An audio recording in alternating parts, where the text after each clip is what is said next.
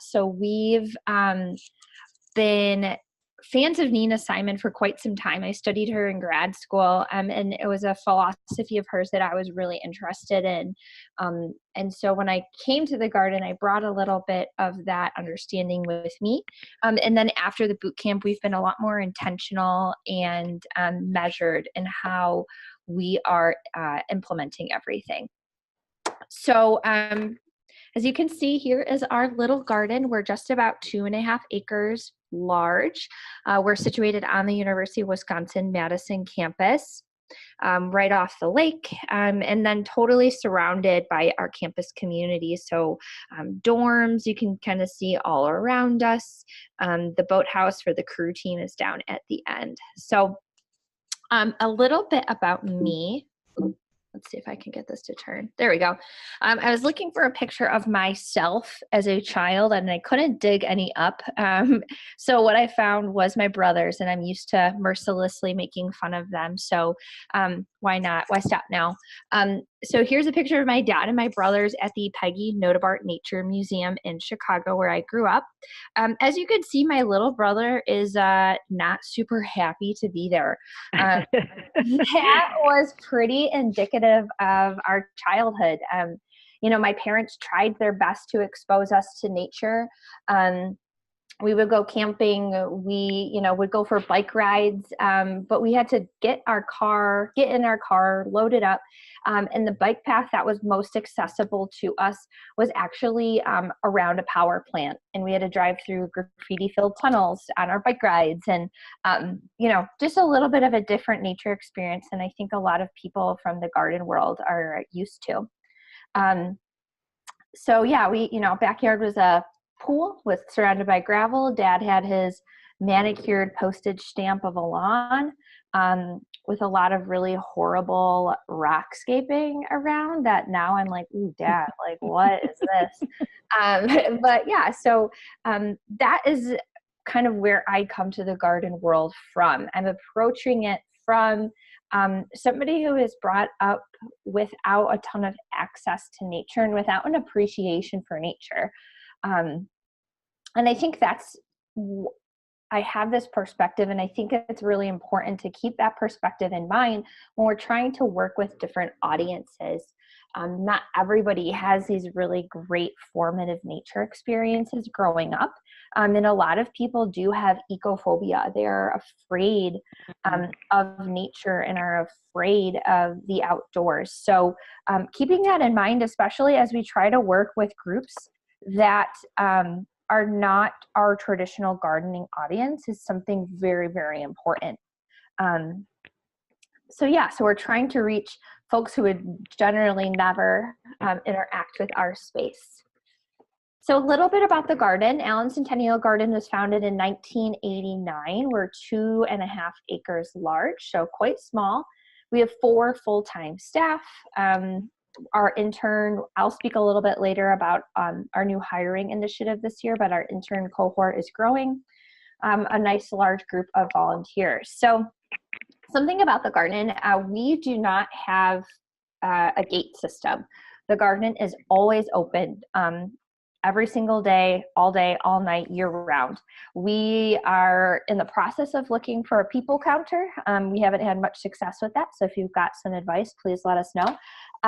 But right now, we don't have any ways to track how many people are coming in and out of our space. And so what we use as a metric to measure our success is counting people at facilitated programs. So we have somebody, at the entrance with a clicker, counting how many people come in, we track our registration, that sort of stuff. So in 2015, we got a new director, Ben. And prior to 2015 and the years before, in early 2015, we were seeing about 300 people attending our facilitated programs. We don't have exact numbers of how many programs were happening at that time, but we do know that it was quite a small amount of people that were impacted by it. Fast forward to last year, 2018, we had over 15,000 people participating in our programs this past year. And then 75% of those programs in 2018 were presented with a partner. So I'm going to talk a little bit about kind of where we came from, kind of the approach that I took when I came on board at the Garden. Then I'll talk a little bit about the of, by, for, all theories and methodologies.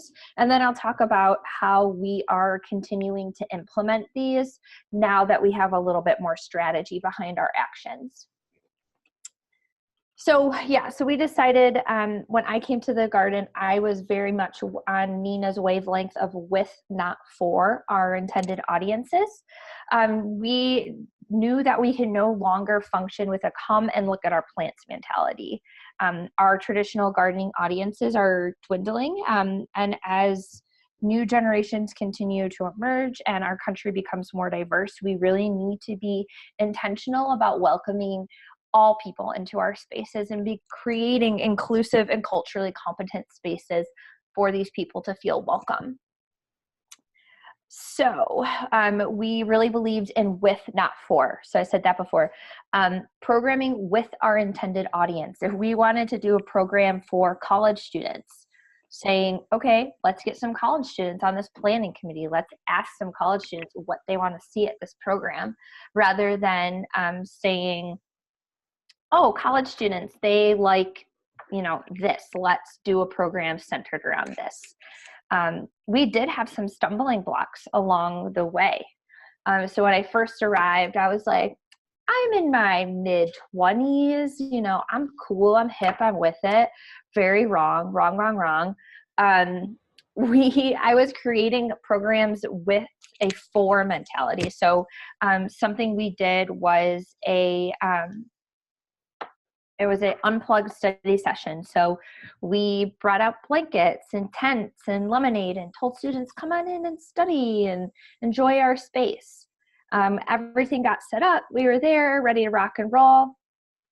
2 people, 3 people maybe came. It was total crickets. It looked like this. It was really, once we started asking for input from our community and asking others to be involved, that we were able to go from a scene like this to a scene like this. A space that's totally full of life, students interacting with our space, feeling welcome, feeling comfortable and confident here.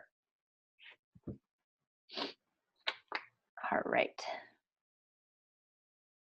So that of the with, not for mentality took us to a really good point. But we wanted to go a bit deeper, and we wanted to feel like we were doing more and being more intentional and using more data to help to drive our decisions. So we decided to go to the Of, By, For, All boot camp. We've been following the Of, By, For, All initiative for some time. Nina actually has a pilot group right now. Their first wave is what they're calling it, of cultural organizations from around the world that are participating in this initiative, working on identifying very targeted groups and then collecting data on the initiatives that are being done to bring those groups into the organization and to create a community of the community so that the community is reflected. So a little bit of By, For, All, global movement, helping communities and organizations grow stronger together. So you all can read, Nina says it a lot more succinctly and beautifully than I can. But the biggest thing that really stuck out to us was that we want to be relevant to diverse groups of people. We want to involve new communities. If we were relying on our bread and butter of garden tours and our traditional gardening audience, there's no way we would have reached that 15,000 participants and visitors with our programs. We knew we had to expand. We knew we had to engage new people in order to be successful. So the first thing is staff, board, and content are representative of our community. So this is looking a couple of different ways for us. So we have a large sector of our staff that identifies as LGBTQ. And then we are in the throes of a new hiring initiative right now. So we are seeking to have a staff that is just as or more diverse than the UW-Madison campus community. So the current data right now is that only 20% of the UW-Madison student body is not white. And so we are really trying to at least have our intern core match that of the student body, but our goal is actually to exceed that and to have an incredibly diverse student group.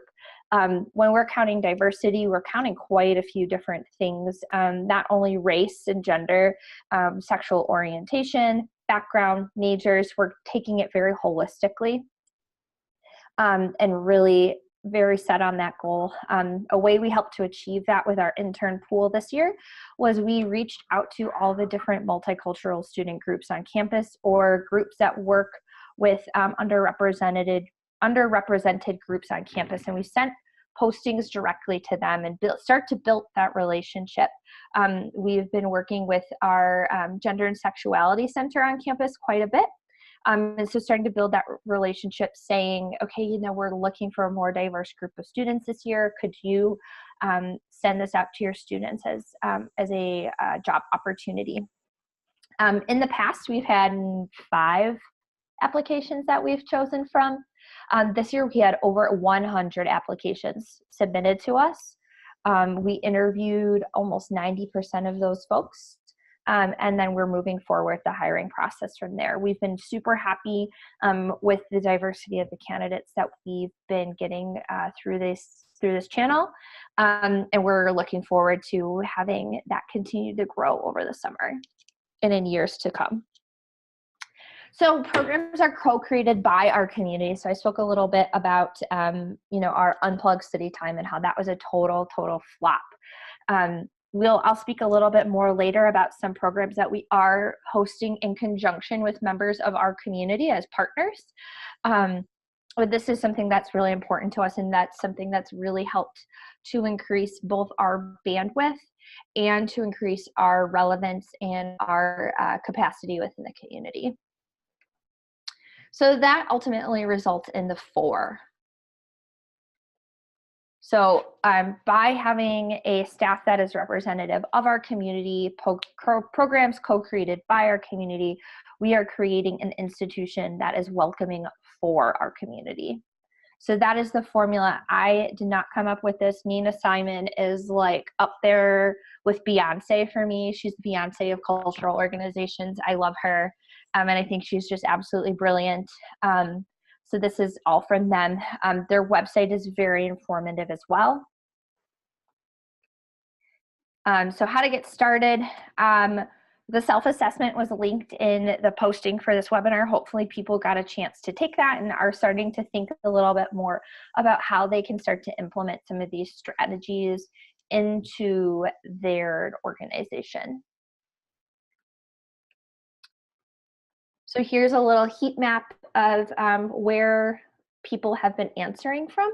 So really, really cool to see that this is truly a global effort and that people around the world are interested in this sort of initiative in making their organizations more representative of their community and for their communities, rather than trying to serve a need that might not be present.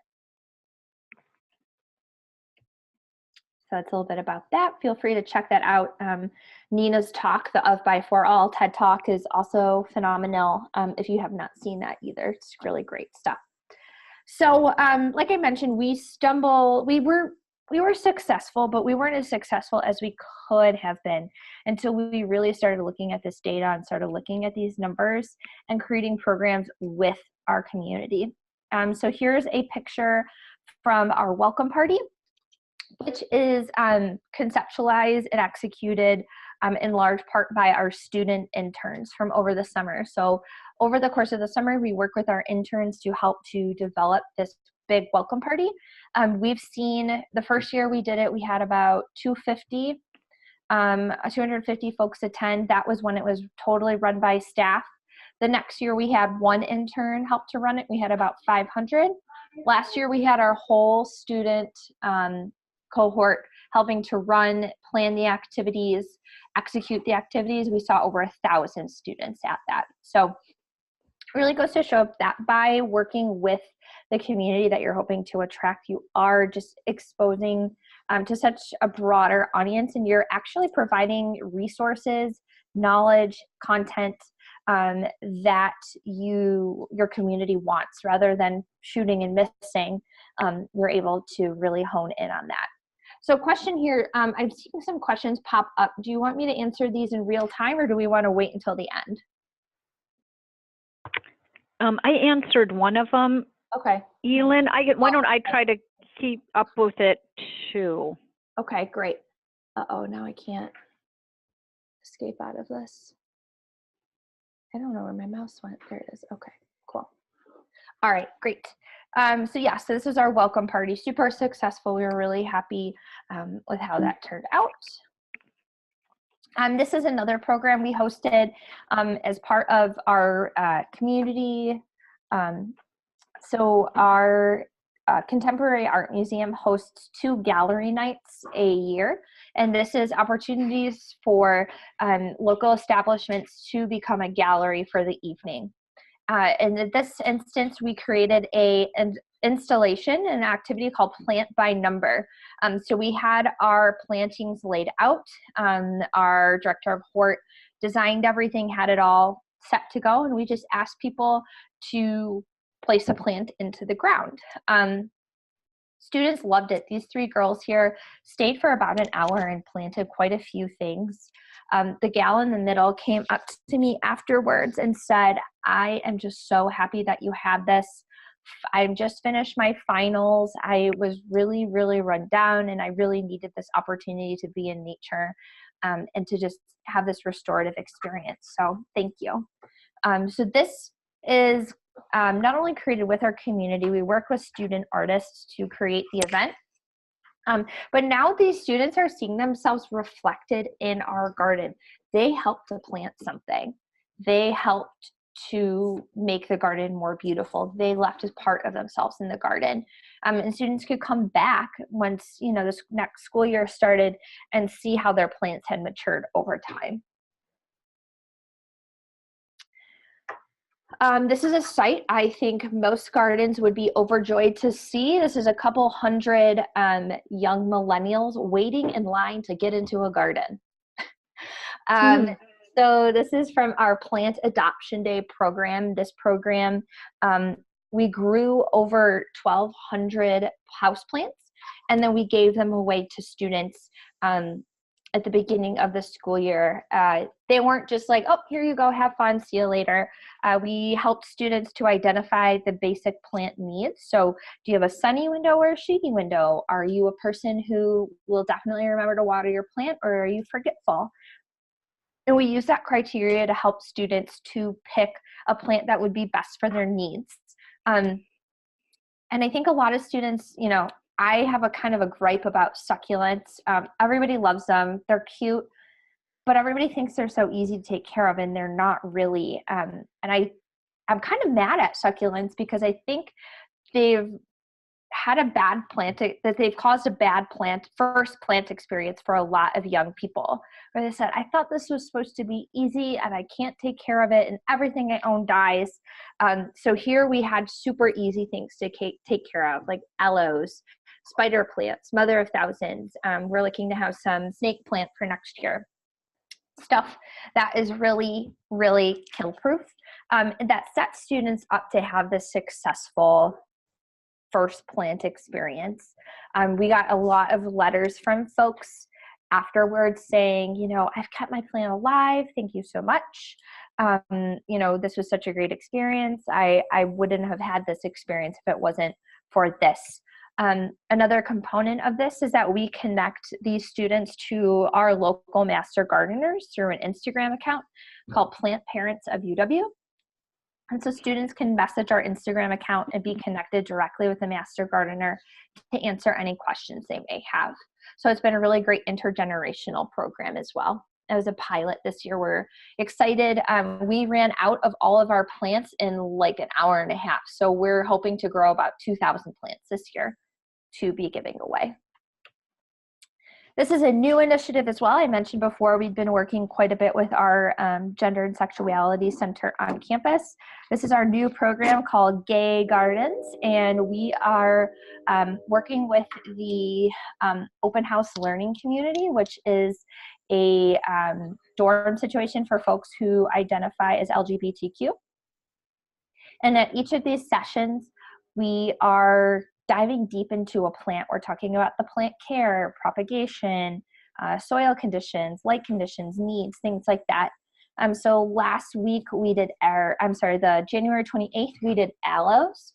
And so we got into the greenhouse and we busted up some big ol' aloes, showed the students how to propagate, how do you separate the pups, how aloes make babies, all that kind of different stuff.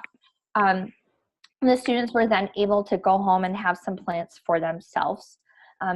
This has been a really great program and a really great partnership that we've been very excited to have. So then some other larger scale, getting out into our community. So Madison is pretty famous for our Memorial Union Terrace. So you can kind of see the iconic chair floating around in the back there. The terrace is kind of like a third space for our community. There's live music, activities, food, drink, and then just an unbelievable view of the lake and the sunset. So we have been building a relationship as well with the staff at the terrace, and especially with Wheelhouse Studios, which is an art space located at the terrace, and working on ways that we can partner with them to become more fully ingrained in our community and a part of the UW-Madison experience. So in this instance, flower crowns are far and away our biggest hit. People love to come and make flower crowns. I could speak forever about how important flower crowns are and why it may seem like such a trivial activity, but it is providing a positive experience with plants for people who may not have had that before. So here we are on the terrace helping people to make flower crowns. This was a really great experience, got us out into the community, working with community partners, and put us in front of some people that we might not have seen before. And so this was just another instance on how we are working with our community to create a space that feels more representative. Another something that we've done is paint night. So I don't know if any other gardens have dabbled into the world of paint nights. We've tried to put some of our own on before with very mixed success. So sometimes they were great. Sometimes we had a big crowd. Sometimes we had 3 people. So again, we reached out to our community partner at Wheelhouse Studios, who has quite a large following, and is also always looking for new ways to engage their audiences and to get them out into the community. So instead of hosting a paint night on our own in a vacuum, we partnered with Wheelhouse Studios. Wheelhouse Studios helped to co-promote this activity and brought all of the staffing and such to really increase our bandwidth, but then also open up our garden and our space to a community that we might not have had access to before, a community that might not have known about our space before. And I should mention as well, our part of what we found so helpful about the Of By For All bootcamp was to make really specific goals about who you want to reach. So kind of when we started this whole transition in the garden of being with, not for, we decided that we really wanted to shift towards being more of the university and working more with students, staff, and faculty and community members of UW-Madison. There's still quite a large alumni network living in Madison that frequents the university. So tapping into that group of folks and bringing them into the garden more.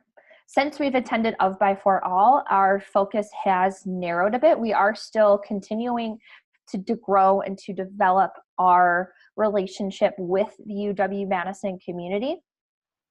through events such as this paint night or through the terrace takeover where we are making flower crowns.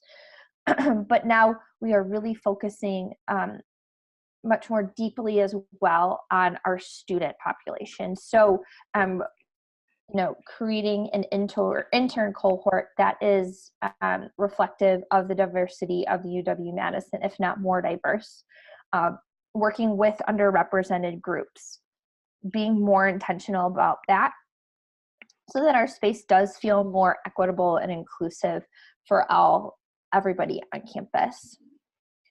So the last thing I will touch on is our Drag Queens and Daylilies program.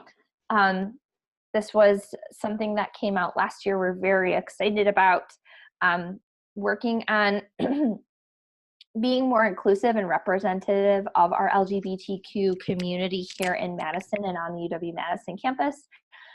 So we worked with our lovely drag queen, Lucy Von Cucci, over on the left, to create this program and to be able to tell the story of plants through a different lens and in a way that would be more engaging and more attractive to a different audience. I think the whole thing that we are really trying to think about is being more, thinking outside the box a lot more, and thinking if we want to be engaging these communities that haven't had an interest in the garden before, we can't keep doing what we've always done. We have to think a little bit kooky. We have to think a little bit outside the box. And we have to take some risks in order to be successful with that. And in that, being smart about it, we didn't just say, let's do drag queens and call it a day. We worked with Lucy, who is really well known in the drag community here in Madison. We worked with G-Safe, which is a LGBTQ youth organization here in Madison. We are involving a lot of community partners in all of the things that we do now in order to be more successful, to reach new audiences, and to make sure that we are not swinging and missing on what our community wants and what our community needs. So this was just such a fun program. We taught people how to breed daylilies, drew parallels between drag queens and daylilies. It was really, really a neat program. So that's about what I've got. I'm really interested to hear about what you all are doing and what questions you might have for us, what questions everybody might have for each other. Yeah, cool. So Kristie, do you see any questions coming up or? No, or Joan was asking, can we just open it up to everybody and unmute everybody? Is that okay by you? Totally okay by me. Okay. Joan, did you hear that? Can you unmute everybody? Elin can unmute everybody too. I can unmute. What? Oh, I can? I'm learning my powers. God, you have a... You've had them all the time, you know. Oh, God. Okay. I'm going to send a message to everybody that you're unmuting everybody.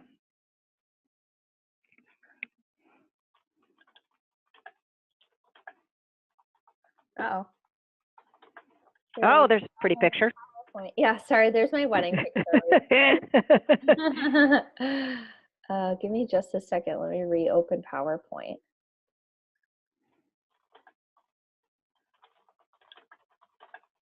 No, I don't want to do that.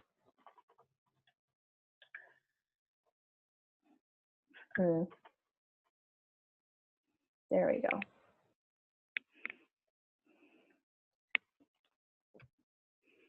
All right. Any questions for anybody? I did ask, I was wondering what audiences that folks were trying to get more involved in their gardens and have become more active participants in their gardens. Oh, Dorothy, do I call on you? How does this work? Let's see. In the grounds and plant related education. What have you learned about? Okay, so I've got a question. It sounds like you've been really successful in reaching and engaging new audiences with the grounds and plant-related education. What have you learned about what these communities need, problems they have that might align with your own mission? That is a really good question. I think a big thing for us, since we are working pretty heavily with our student population, is mental health is a big thing on campus right now, as it should be. And so we are trying to do a lot of programs that target the mental well-being of those in our community. So you know, obviously there's tons of research about just being in a garden or being around plants helps to improve mental well-being. But we do some push-in programs.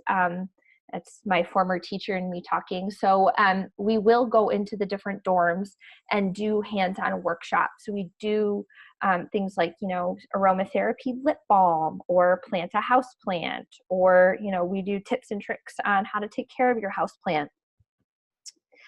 We do that not only for our students, but we also do that for the staff and faculty on campus as well.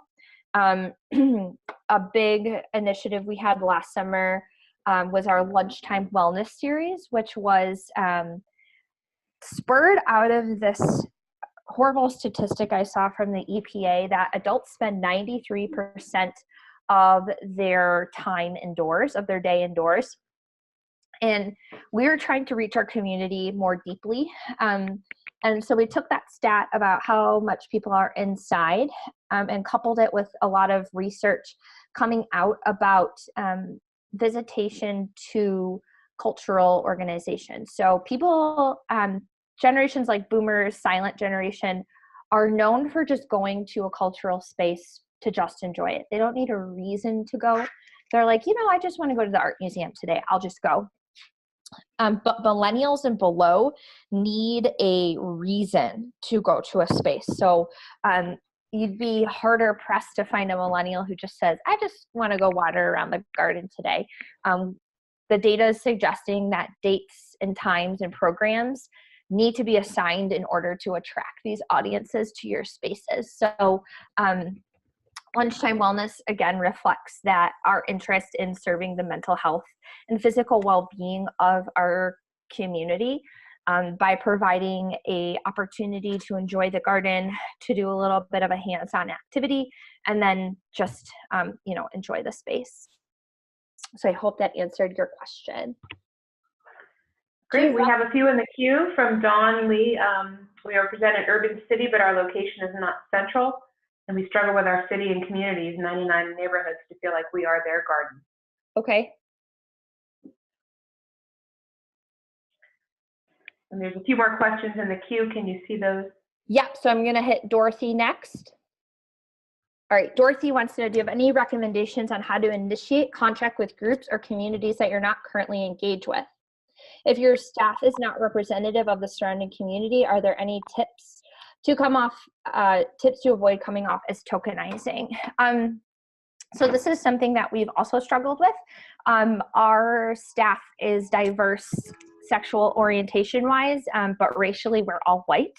And so something that's been talked about a lot at the Of By For All bootcamp, and that's something that we really believe in, is building relationships.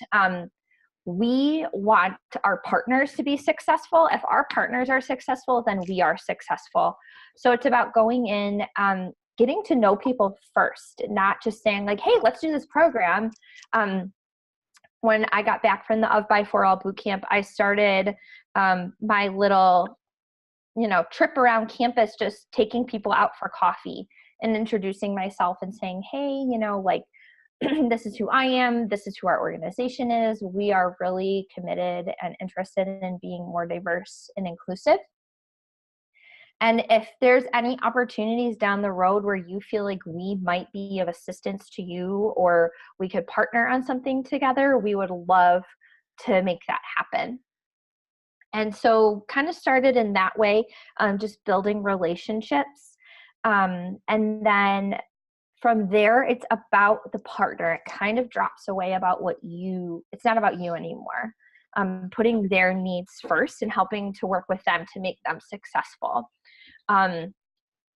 So an example of that is we are working with our Gender Sexuality Campus Center. They do a program called Out on Campus. And so their physical center is centrally located on campus, and they were noticing they were not reaching folks on the different corners of campus. Our campus is quite large.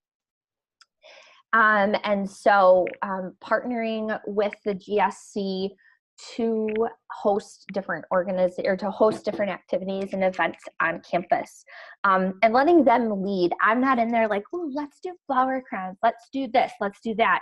I first sit down with them and ask, what are your goals with this? What do you need? And then something else, to be totally frank, is we need to make our organizations more diverse. And that is just something that is a point blank, that just needs to happen. If you are trying to engage with a community member or a community that is not representative of your staff, I think it's going to be a bit harder. Something else that could help is if you have a volunteer or a board member that is representative of that community that can kind of vouch for, hey, this is a good organization.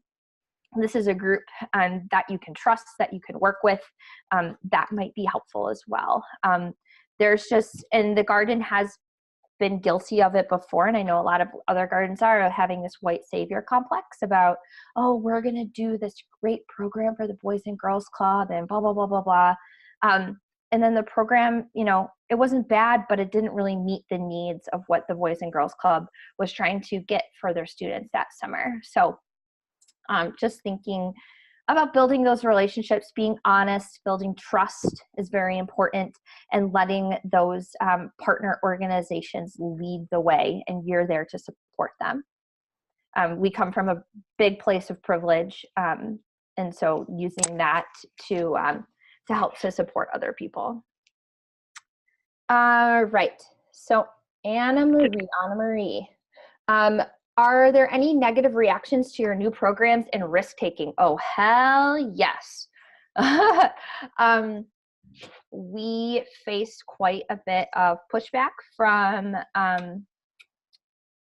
our traditional gardening audience. So if you look at the numbers, we have not reduced any of the amounts of programs that we have offered for our traditional gardening audience. In fact, they have increased.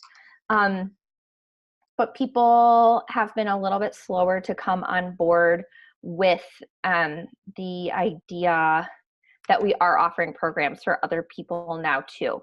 And something that Nina talks about in this Of By For All TED Talk, which is just really great, the idea of bless and release. Like, if you have your circle of people that you are engaging with now, and you draw a circle of the people that you want to be engaging with, there is going to be some overlap, but there's also going to be some people from your original circle that don't fit in anymore with your new vision and with your new mission. She talks a lot about how there was a lot of racism that occurred from previous members of their community that were not happy that new members were being, new people were being brought in, new members were being engaged. And so that's just kind of something you have to, that happens. We haven't faced much overt racism or anything horrible of that regard. But the big thing is that she says is bless and release. Like, you're not on board, don't let the door hit you or the good Lord split you. We're trying to be progressive. We're trying to be inclusive. We're trying to be change agents in our community and make the world a better place. And if you're not on board with that, and I know that people from big gardens with, big board of directors and all of that are just like, that's not going to work for me. I think I'm a little bit of a disruptor, and I know that about myself, and that's gotten me into trouble before. But I think a positive way that you can spin it is, look at all these new programs that we've created, these new people we've engaged with. and just showing the positives of what you are doing. So yes, definitely a lot of negative reactions. People kind of like, why the hell are we making flower crowns? But just continuing to show the positive benefits of it. And a lot of the people that were reactionary at first have in fact come around and are a lot more supportive now once they've seen all the good that we've done for our community. Do we charge for these? Oh, go ahead, sorry. Oh, sorry, Elin. I was going to say, because as you move into Linda's question here with the charge, Don Lee over in the chat window on the right, if you can see that too, you know, also has a question related to charge. And if you've found, if you are charging for the programs, is it harder to engage diverse audiences?